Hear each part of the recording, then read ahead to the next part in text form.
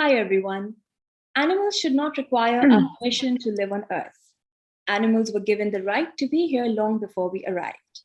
I have so much regard and respect for today's guest, who became a support to the voiceless by providing a sanctuary for stray animals. What a fantastic initiative, but nothing comes easy. Let's welcome today's guest, Ayesha Chundrigar. Hi Ayesha, how are you today? Hi, thank you for having me. I really appreciate it. क्या हाल है? This How is are actually you going? how I am all right. I just came back from a little trip.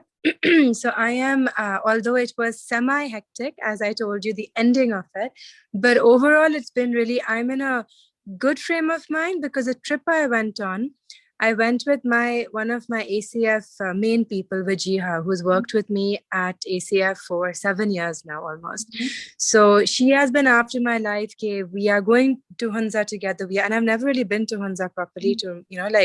I never explored or went trekking over there. And she made me do stuff that I normally haven't done. Mhm. So I literally lived on the edge for 3 days, which is really good because I got to switch off from the stress and the exhaustion of my work. So I've come back recharged and re-energized to get back into the craziness that is my work. So things are good. I'm in a good frame of mind, minus the crazy car journey and everything back. But that was even good because I guess this goes into my work as well.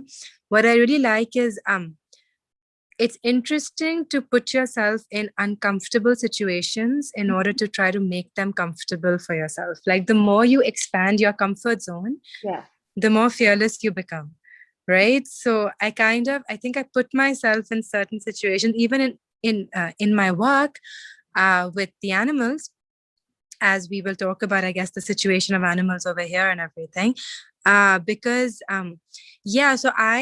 The situation for animals is quite terrible in Pakistan. I mean, sorry, I need to switch this off. I have another. My bad. I'm sorry about that. So the situation for animals is quite terrible in the country. I think that's a given. It's ACF, what the organization I started was essentially the first of its kind animal rescue in Pakistan. So we made the first sanctuary, the first rescue service, like an ambulance service for animals.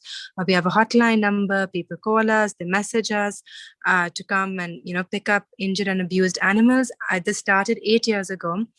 I myself did not know how bad the situation was for animals in Pakistan until I got into it. So I thought it was going to be like a hobby. How did you get on the side? When was the first time? Actually, I have been rescuing animals since I was a kid. Mm-hmm. So there's always been that thing. But like, for example, I rescue dogs and cats from, the pet markets over here where they're kept really badly, and cows and chicks and birds. So my poor mother had to tolerate a lot of all of this happening. But when I was a kid, I didn't know what it was at the time. But now that I can think back, I think I had very severe depression. I was very depressed and I remember I used to say my heart is hurting. I didn't realize my heart is hurting means that I had anxiety as like a 5-year-old because I used to see donkeys being beaten on the road. I used to see little children who were my age picking up garbage. I would see dogs being pelted with stones, and I would just be like, and for me it wasn't like, oh, the child is more important than the donkey. For me it was like I couldn't understand why things were like they were. And when I used to ask people, that is it okay to hit a donkey, he probably feels the pain, and the main thing I would hear is, yeah, well, they're used to it. And that would just make me feel so. And I remember even at 6, I was like, but if you keep slapping me on the face, I'm not going to get used to it. It's just going to make me hurt more. So I don't understand how you're saying that anyone gets used to it. No one likes it. No one wants to be hit. So, and obviously they must be suffering the way we do.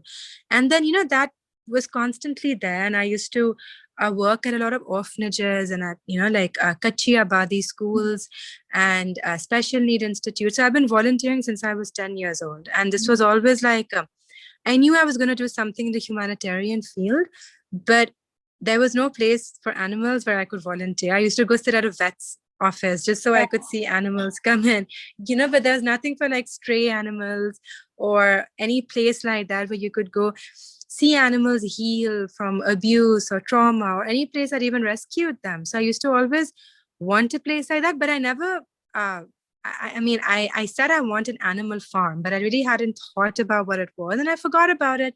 Then I went off to college, went away for a while, and then I think in my early 20s, I used to be a journalist, and then I'm a psychotherapist now. So I was living in England for a while for college, and after that I stayed back.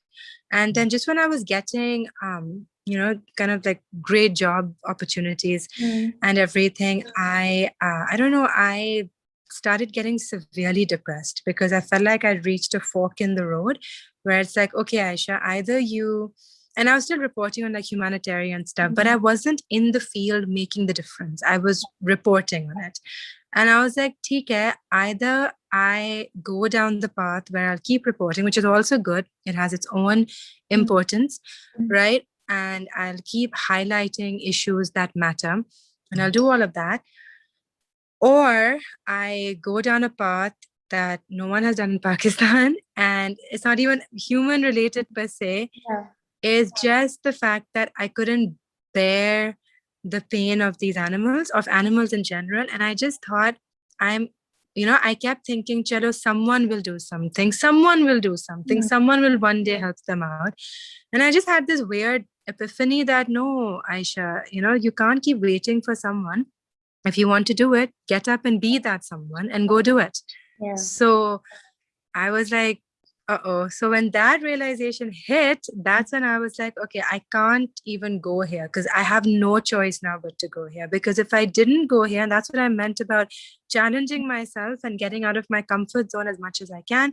Because if I hadn't gone there, it would have been a very different life for me. So I had to go down that uncomfortable route where I had a challenge, and I honestly did not know what I was getting into.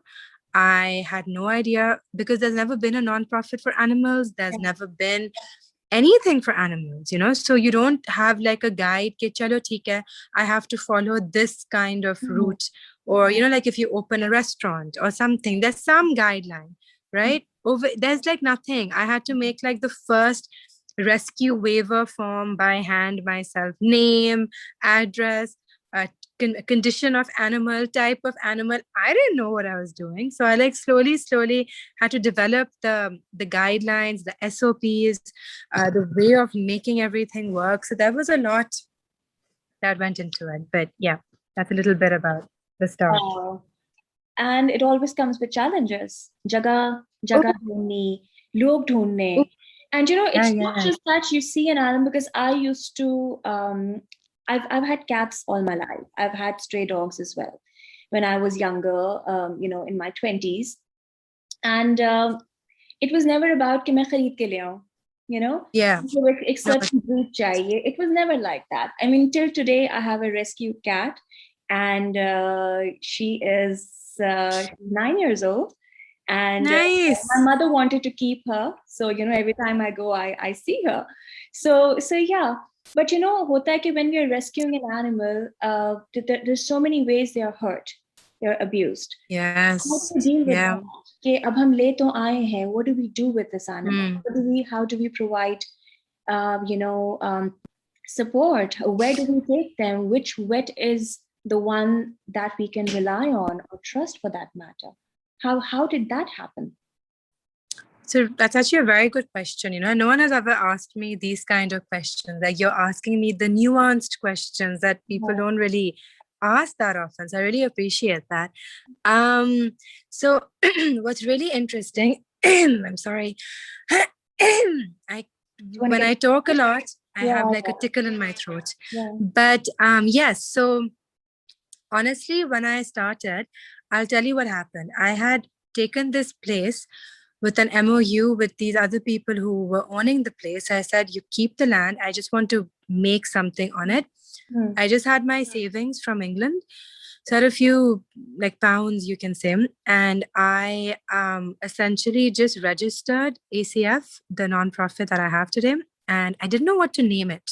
So I was like, what do I name it? Because I don't just want to work with animals. I was like, I also want to work with humans. I thought the animal thing would be, and I was also very naive. I was 23 years old. So, and I didn't know how the real world worked in Pakistan at all. So I was like, what do I want to name it? Because I want to work with, trans people. I want to work with special needs people, with acid burn survivors. I was doing my 3rd degree in psychotherapy. So I was training to be a therapist at that time. Excuse me. So I was like, Chalo, I'll just name it after myself, because I was like, at the end of the day, I don't know what all I want to do yet, but I know I want to start with so the vision of ACF is to take care of the most neglected, vulnerable, and abused and ignored segments of society. So when I wrote that vision, who can't speak up for themselves, basically. Yeah. So, but that also included humans, right? There are a lot of humans who don't get a lot of those opportunities. So I wanted to be able to provide a platform. But now when I look back, I genuinely had no idea. I had no idea as to how it was going to go, what I was going to see, or what I was even getting myself into. Yeah. So with animals, so I was doing 3 other jobs to make money. For myself, I was doing a degree also. And I was doing one more thing. I was filming for a documentary for London also. So I had I had 3 jobs, 1 degree going on, and ACF. So I was doing 5 things at the same time because I had to make money. I wanted to start this and I had to complete my degree and I had to support myself as well. So yeah, I didn't know what it was going to be. So all I found that place, which was a little outside of Karachi, not the safest area, and I used to go there by myself. And I saw a random vet's number on the road, and it just said, for a vet call, blah blah. So I called the number and I said, hello, I don't think you know me. And this is very dangerous now that I think about it. You can't just call random men up and say, hello, please work together. You know what I mean? I didn't have much support at that time. And everyone just like, it's a silly hobby. You're going to get over it. And it's not don't do this. And this doesn't work in Pakistan. These kind of things don't work. Focus on getting married, having a regular job, get a 9 to 5, all of that stuff. So, but don't do this. This is unnecessary. So I called him up and I was kind of going, I don't know, I'm very stubborn. I was like, no, I need to see if I can even do something. I'm curious to see if I can. And I called him up and I said, hello, I don't think you don't know who I am, but can you please join me? Because I can only pay you, I think I could pay him 5,000 rupees a month. And I said, I really need your help. I want to start rescuing animals. And so I just started picking up animals in my own car that I would see on the road and that I thought were injured. So I'd be driving around and it was mad. The first time I held a donkey camp where we give free medical treatment, food and water to donkeys. I stood on the main road and I asked people to bring their donkeys to me. And they were like, why would we bring our donkeys to you? Are you planning on killing them or poisoning them? Because they're so used to, no one knows. There's no such thing as Bilkul, so no one is no one believes that. I was like, nahi, mujhe bas unki help karni hai. I'll help them. And they were like, nahi, aap unko maregi, aap kuch to karegi. And I was like, nahi. So it took me ages because you see, even for me, I didn't realize because I did grow up in a more privileged way, right? So I didn't know the level of betrayal and I guess corruption that goes on in the country, or how people have grown up always thinking there's no such thing, and there is no such thing as a free lunch, but they didn't even grow up seeing kindness, because even kindness had to have conditions attached to it. So that was a first lesson in that way where I was like, oh God, that's really not okay. So so when I would bring animals back, I have no training in animal anything to date. I mean, I work by instinct, I guess, more than anything else. So, and plus it's really weird. I use human therapeutic techniques to help animals, which is really fascinating because animals respond exactly like humans do, which means that we are so closely linked to animals that it's even more of a disgrace that we don't recognize their suffering the way we should, because they are so similar. So like stuff like, you learn about attachment patterns, you learn about post-traumatic stress disorder, you learn about fight or flight mode, survival instinct, all these basic things you learn in therapy for humans. And how to deal with trauma. I basically didn't know anything about animals. Don't know why I have a cough stuck in my throat, but I applied all of those same theories to animals, and they worked. So to answer your question, the way I guess treated them was like this. It was just by instinct. It was on a whim. And it just seemed to work. And then the second you heal a few of their wounds, so the vet was there to give the medical treatment. And so he gave that. But then I just sit there. I would talk to them. I don't know anything about dog training. I'm not one of those people. I just talk to them like they're humans for me. And they weirdly respond in that way too. And then I would just record all of that. I'd take photographs. I'd made a Facebook page. That's all I had. I forced my family and my friends to follow me. And other than that, there were like maybe 25, 30 people on the page maximum. And I would start putting up these before and after photos of me feeding animals and how happy the animals were. And that's how the page started gaining traction. And that's how people started knowing about ACF. And that was it. I didn't know the first thing about advertising. I still don't. I'm not tech savvy. I don't know the first thing about technology. I get very confused. And luckily, my team is good enough to handle things in that department, because I can't. I can think about a lot of things. I can write, but I cannot use technology. So that's really hard. Just using Zoom is as far as I can go. Every time there's a disclaimer on social media or on television, अब हम एक abused या एक hurt animal को दिखा रहे हैं. There's usually a disclaimer. Even you put a disclaimer. I the heart. Matlab, I'm only crying, but you are there. You're dealing with it in front of you. Yeah. Deal with this. That's another good question, because no one ever asks that, right? It's always like, come on, ACF, come over here, do this, fix this, do that. Okay, no, you can't take a break. You have to now come over here. And so you face a lot of, I don't know, people don't realize that we are a very small team, and it's literally just working round the clock. And it's so emotionally draining. And I feel like the person I was before ACF and the person I am after, literally there's a before ACF and an after ACF, Ayesha. Because it's once your eyes open and you see the reality of people and of situations and of the world, it is really hard to close your eyes again. And there's no looking back, and if you look back, then I don't know, I wouldn't respect myself. So when you see the kind of abuse and injustice that we see, like acid being thrown on innocent sleeping dogs, or literally boiling water being thrown on kittens. Who does this? I've seen children pelt puppies. They've held him down. They've either tried to strangle a dog or pelt puppies on the head with stones. Just cars can see dogs and cats on the road, but they'll drive faster just to run over them and then laugh about it. The way donkeys, all the donkeys you see on the road are in pain, because I've treated now thousands of them. Not a single one who's either they're blind and they are made to run in that traffic, and they're blind, or they have some eye infection because of all the dust and all, so they can hardly see, so their vision is impaired. So imagine hearing the blaring horns, plus donkeys see from the sides, they don't see from the front. So imagine all of that and running in that and being beaten at the same time to run faster, and then their wounds and the weight. It is madness. And just the way this, and then just something like when you go to pet markets over here and you see monkeys. You started rescuing monkeys as well, and I've got a wildlife license now, so I'm getting into wildlife as well. But with monkeys, you see, and not just monkeys, dogs, cats, all animals, they are kept in these tiny bird cages.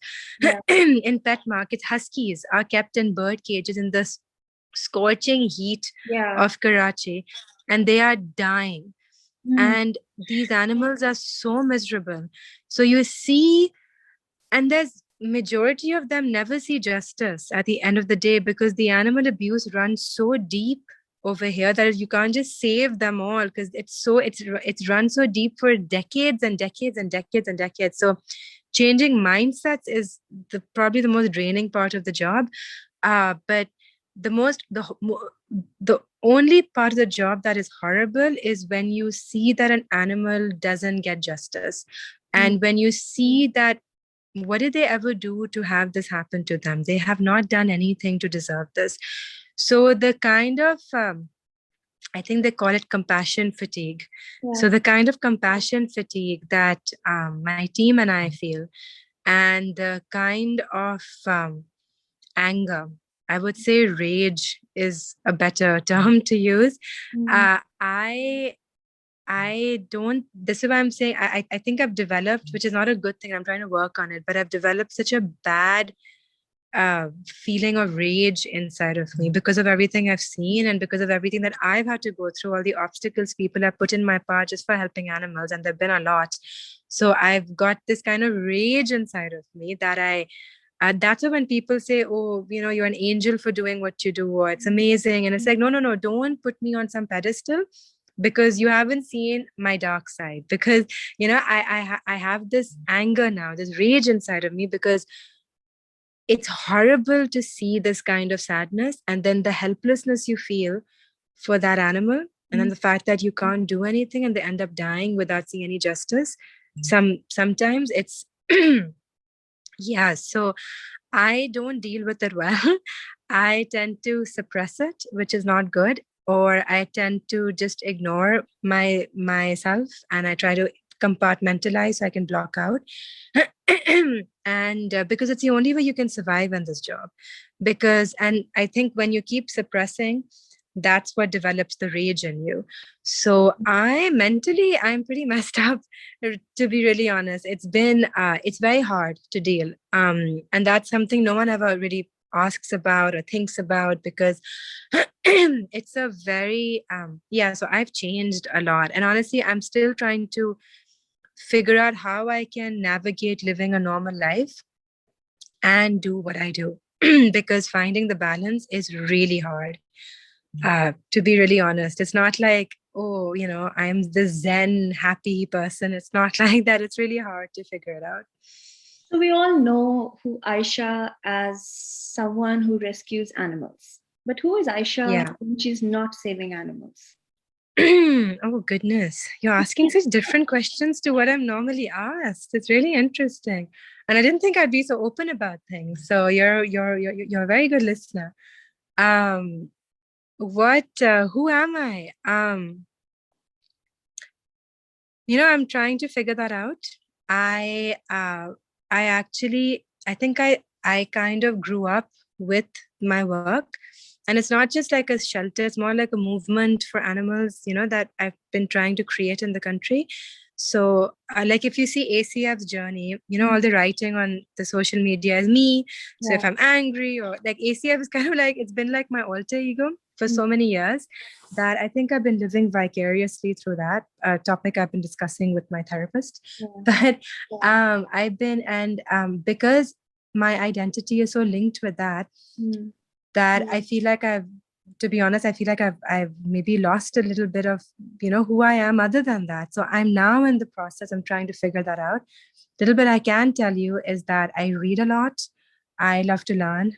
I am always trying to, because I had to make an inner circle, which is again linked to ACF, but I had to make an inner circle, and I guess to life as well, and things which have happened and experiences. But I had to make an inner circle of mentors that I really look up to. So there are certain authors or thinkers or writers or, certain people that I really admire. So I like, or athletes, and I love, because for this job, you got to learn a lot of mental discipline. So I listen to people that I admire a lot. I read a lot. I want to learn about everything, because I think the more you learn, the better you can do your job, whatever it is that I'm doing. So if I'm going to do justice to animals, then I need to know as much as I can. And because I think when I was younger, and when I started this, I had everyone saying, you're a bimbo, you're an idiot, you're stupid, you don't know this, you're not going to be able to do it, this is going to fail, it's never going to work, this is impossible. And I had a lot of people bully me and intimidate me because I didn't know technical jargon, I didn't know how to run an organization, I didn't know what an SOP was, I didn't know anything. You know, I was a philosophy major in school, and I was a journalist. I lived a very different life to this. So yeah, it was sorry. It was a very so I think I'm sorry, I just realized I've gone over the 30-minute mark. No problem. So no problem. But we'll wrap up after this because I will also have to go into another meeting. Sure. But yeah, so I read a lot for that reason, because I never wanted I never wanted me to feel like I'm stupid again. So I think that's one of the reasons. So I felt really dumb, like I couldn't actually do any of the work that I'm trying to do. And it took a lot to build like to reassure myself and to build that self-confidence that no, I can do it. So that's one thing. I like hanging out I have a very few, I guess, inner circle of friends and my sister and my nephews. So I tend to hang out with them. Otherwise, I'm a complete introvert. I tend to like being on my own. I hang out with my dogs. I like getting dressed up and going out as well. I actually love the stage. I love the spotlight. I would love to actually have been an actor. So that's one of my regrets, that I never pursued that, because when I'm on stage, that's the only time I can switch off, I feel. So I would have loved to pursue that, and I wish I had. So it's never too late. I guess it's never too late. I don't know. I'm 33 years old. I don't know if I can pursue it now. Age is just a number. I mean, this is how I feel it. I know, I completely agree with that. I don't know if I have the energy or what I would do or where I'd fit in. So, but yeah, I guess I like to think, I write. I don't know. I like getting massages. So whenever I can, I think that's pretty much the gist. But yeah, I like hanging out with my close friends and having a good time, I guess. Like that's another way I can switch off. So those are a few things that I do other than this. So yeah, I think I'd like to be an actor. I think that's the other part of me that I never got to explore. I have the philosopher side. I have the animal side, which is linked to the philosophy side. But yeah, this is another side of me, I guess, that I've never really shown anyone, or that's been out there. Okay, and now it's on record. I know. I don't know why, but yes. Okay. I know you have to go, so we'll end this note on... yes, I have another meeting now. I'm so sorry. No problem. Maybe we can do this one more time, because I still haven't... I would love to. Good. Yeah. Okay. And I hope I was interesting. I hope I wasn't too boring, or I didn't talk too much or anything. It's not enough. We will have to. And you never know. Hopefully, ek dafa COVID situation थोड़ी सी बेहतर हो जाती है. And inshallah, whenever I plan to come down, listen, I will come to you for a holiday. I need a holiday. I will come to you. I've never been to Oslo. I would love to come. You'll love it. I will come and I'm gonna come and switch off. So you don't come to me. I will come to you. Absolutely. For sure. Absolutely. Okay, perfect. Thank you. All right. I will talk to you soon. This was an absolute pleasure. Take care. Thank you. It was lovely. Thank you so much. Bye.